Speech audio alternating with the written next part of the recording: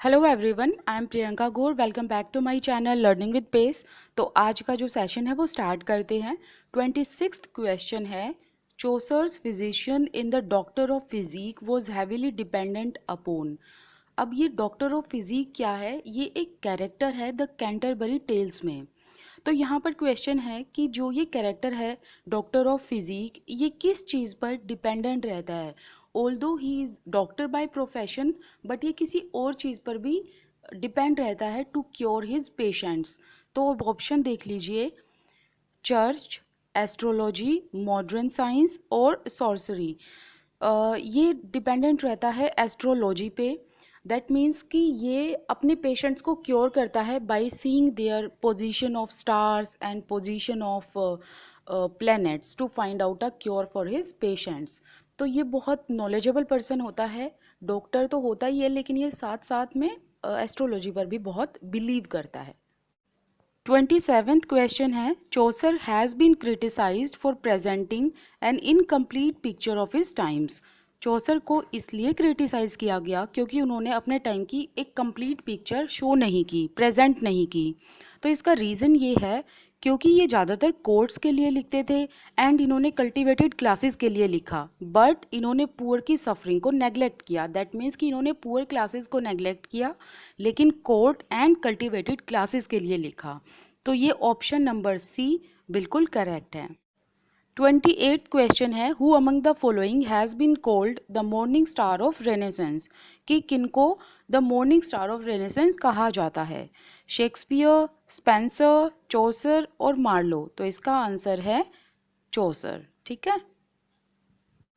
Next 29 question है, Chaucer's Canterbury Tales is a story of. कि Chaucer का जो कैंटरबरी टेल्स है इसमें कितने पिलग्रिम्स थे? तो ये सारे ऑप्शन मत देखना, सारे गलत लिखे हुए हैं। यहाँ पर मैं आपको बता देती हूँ, 29 पिलग्रिम्स थे बट एक्सक्लूडिंग चौसर।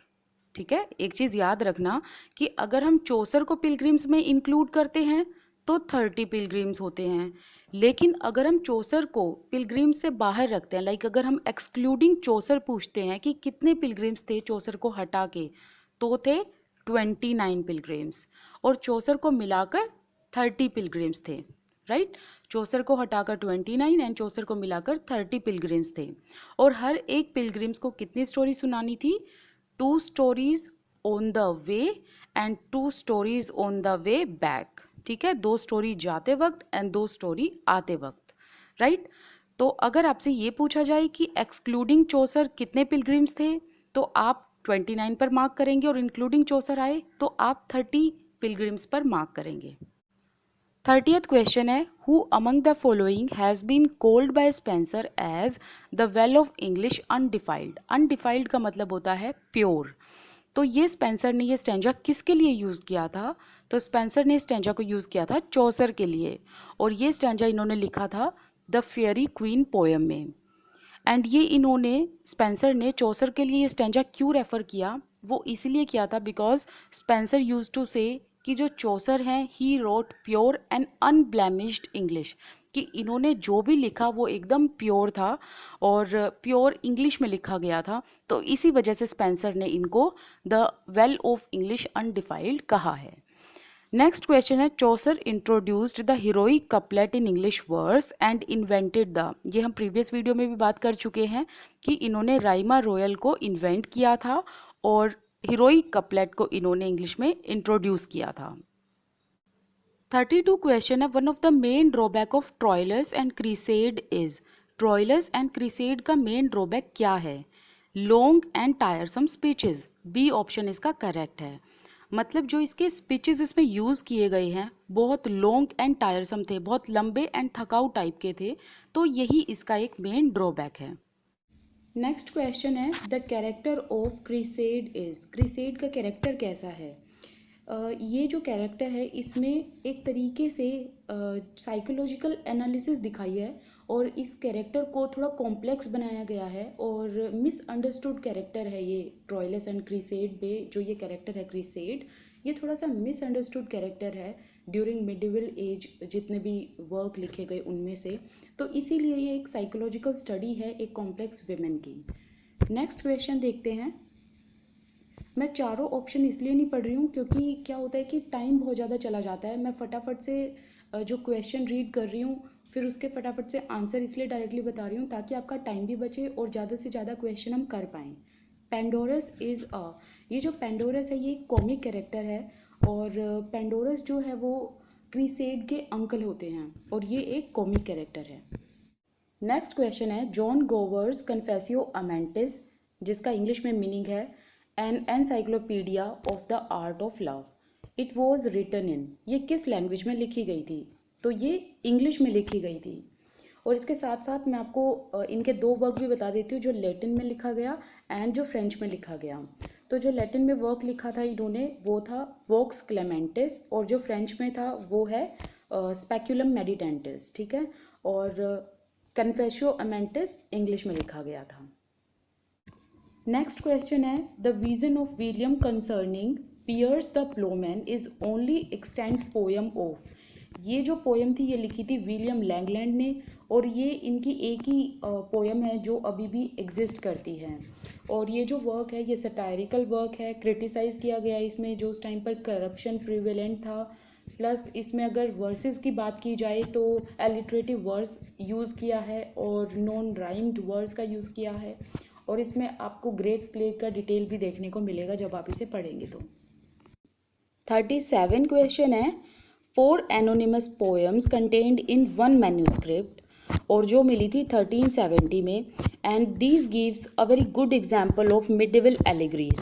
तो यहाँ पर 5 पोएम के नाम दिए गए हैं, हालांकि ऑप्शन 4 हैं लेकिन ए ऑप्शन में 2 पोएम्स लिखी हैं। तो आपको ये बताना है इन ऑप्शंस में से कौन सी ऐसी पोएम है जो इन 4 एनोनिमस पोएम से बिलोंग नहीं करती। तो पहले तो सारे ऑप्शन देख लेते हैं इसमें, Sir Gawain and the Green Knight, Patience, Pearl, Pardon. तो डी ऑप्शन जो है ये सही है क्योंकि पार्डन कोई भी ऐसी पोयम नहीं है। और जो 4 एनोनिमस पोयम हैं जो पाई गई थी वो हैं sir Gawain, green Knight, patience and pearl. Next है 38 question the poet who entirely known for the poem Bruce. Bruce एक पोयम है और वो कौन से पोइट है जिन्होंने ब्रूस पोयम को लिखा था, आपको ये बताना है। और जो ये पोयम है ब्रूस ये स्कॉटलैंड की नेशनल पोयम है, ओके। तो ये किस पोइट ने लिखी थी? ये लिखी थी जॉन बारबूर ने। और इन्होंने जो ये पोयम ब्रूस लिखी थी ये किंग पर बेस्ड है और स्कॉटलैंड के एक किंग थे रॉबर्ट द ब्रूस, उन पर ये वर्क है, राइट। तो ये लिखी थी पोयम जॉन बारबूर ने। नेक्स्ट क्वेश्चन है one of the earliest work in English pros was the translation that appeared in 1377 the French travels of sir John Mandeville. तो ये किसका वर्क है? ये एक फ्रेंच फिजिशियन का वर्क है। ये वर्क लिखा था जीन दे बोर्गियोन ने। नेक्स्ट क्वेश्चन है 40th The contemporary of Chaucer who is regarded the most original and powerful prose writer of his times is।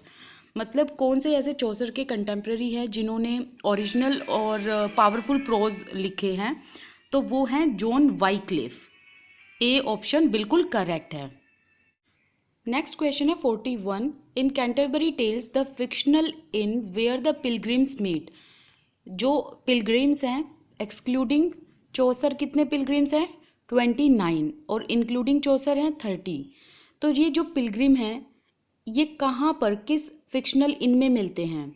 तो वो मिलते हैं टैबर्ड इन में। तो मैं नेक्स्ट पेज पे चलती हूँ ताकि आप ऑप्शंस देख पाएँ। तो सभी पिलग्रिम्स कहाँ मिलते हैं? ऑप्शन नंबर जो ये बी है टैबर्ड इन में मिलते हैं। नेक्स्ट क्वेश्चन है 42 Chaucer shows almost a modern attitude in his work. तो इन्होंने इसमें से क्या क्या जो चीज़ें हैं जो एटीट्यूड है वो शो किया है अपने वर्क में? Realism, rejection of conventions, humour. तो इसका आंसर है D all of these. Matthew Arnold criticises Chaucer for lacking in. तो इसका आंसर है बी। मैथ्यू एर्नोल्ड जो है वो चौसर को क्रिटिसाइज करते हैं for lacking in high seriousness.